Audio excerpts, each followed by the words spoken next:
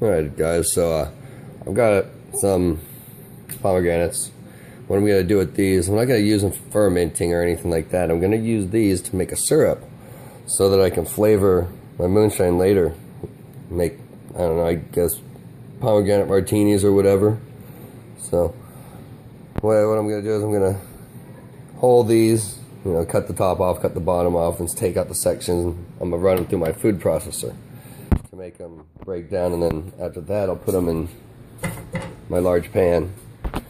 But let me get these prepped before I show you guys anything else. Okay guys, so the way I find is the easiest way to get the seeds and everything out is you cut both ends off like that.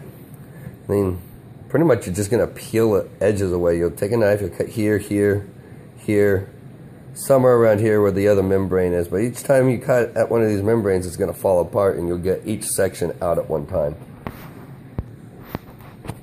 And they just come out like that. See, I just cut off each side and just pulled it right out.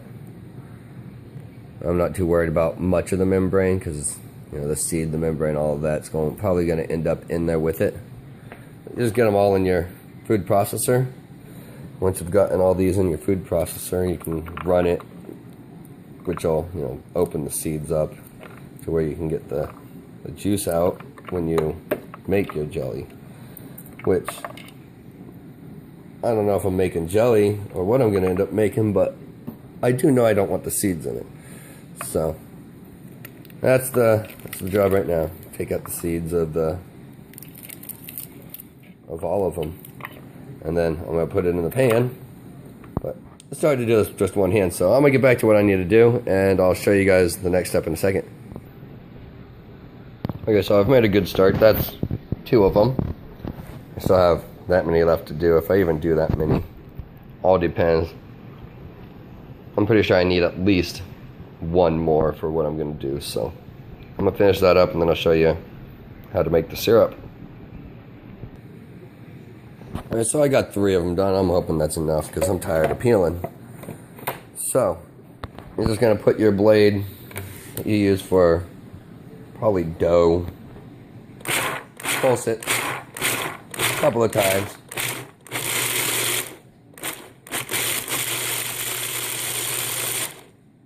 Looks like it's getting going. I'm just going to let it run for a second.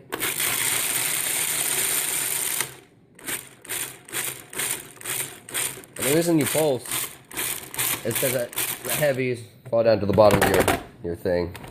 Anyhow, I'm going to get this into this pan here. And then after I have it all into this pan, I'll show you what I'm going to do. So you get everything into your pan. Scrape out your container or your food processor or whatever it is. You could use a blender. It really matters none. As long as you can break it down so it looks about like that. You then, let's turn on the water. Fire. See how it's kind of like a puree with a little bit of liquid. What I want to do is I want to add more water to that. I'm not going to measure, I'm just going to add some. And this is purified water.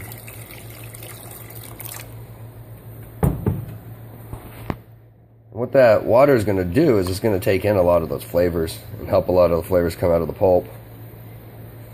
So, with that, you're going to add, after it boils, you're going to add a few cups of sugar.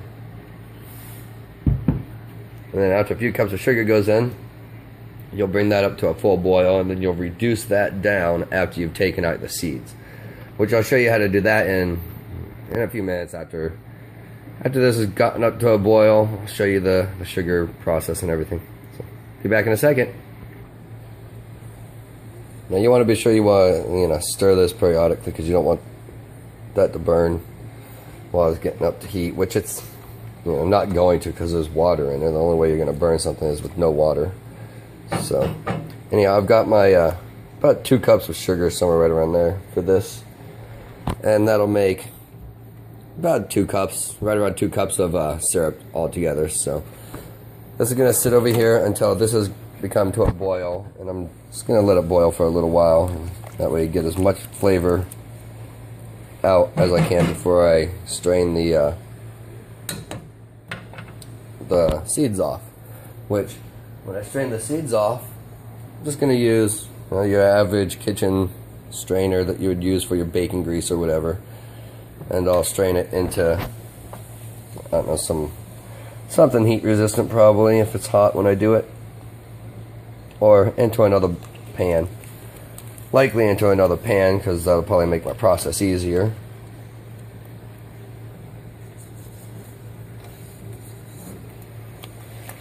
But like I said, just bringing it to a nice rolling boil so it can boil for a few minutes. Once it's boiled for a few minutes, should have a lot of flavors pulled out of it into the water. Also breaks down the sugars and turns them, or the plant seed matter that's not sugar yet, and turns it into sugar, even though there's a lot of sugar in pomegranates.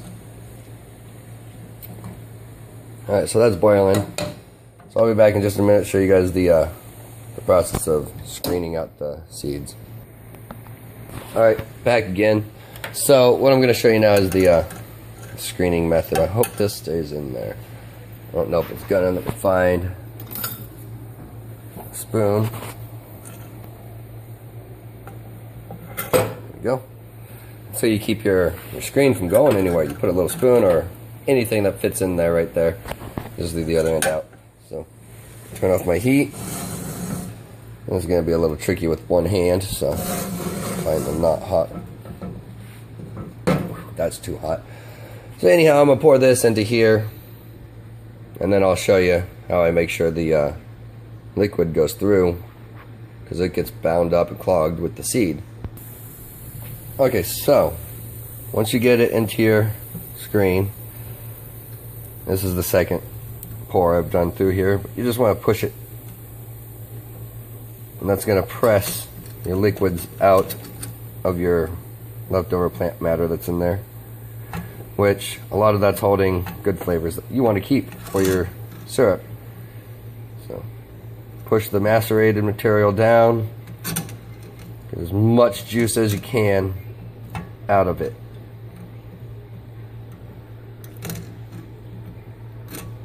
And then, you know, just discard. I think I lost a seed into there. Yes, I did.